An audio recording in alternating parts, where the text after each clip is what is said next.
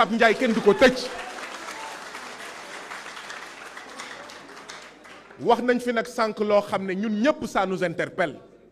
fan yii passé laa ànd ak liggéeykatu Excaf ci buntu groupe Excaf ndaxte dañ leen amel lu ëpp 20 fukki weer ak juróom-ñaari payoor waaye bu ñu waxantee dëgg mais presse bi nekku fa woon de li may woowee presse nag du caméra yii de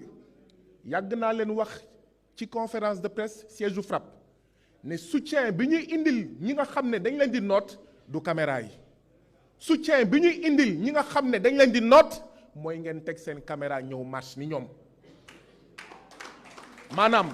soutien bi ñuy xaar ci 7TV c'est pas la caméra de la 7TV c'est pas le micro de la 7TV c'est liggéeykatu 7TV def délégation ñëw fii ñu ne dafa am sitting ñu ne délégation 7TV ñëw na fekkee sitting bi groupe Walfadjri organisé waaye li may wax ci 7TV moom laay wax ci TFM li may wax ci 7TV moom laay wax ci xawma groupe Excaf moom laay wax ci yeneen télé yépp moom laay wax ci site en ligne yi soutenir le groupe Walfadjri c'est pas venir rek ñëw wane en réalité ñëpp ñi nga xam ne ñu ngi fi ak seen caméra vous êtes à la recherche de vues vous n'êtes pas ici pour soutenir le groupe Walfadjri il faut se dire la vérité lii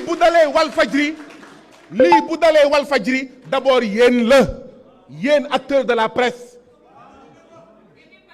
enseignants yi ku leen jàpp fii la ñu jàpp Daouda Gueye bu Pikine bokk FRAPP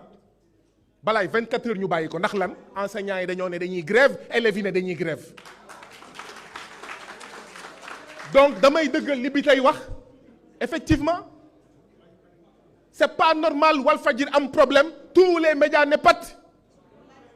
lii nga xam ne moo dal tey Walfadjri bu ñu moytuwul dina dal keneen ak keneen te waa ji waxoon na ko de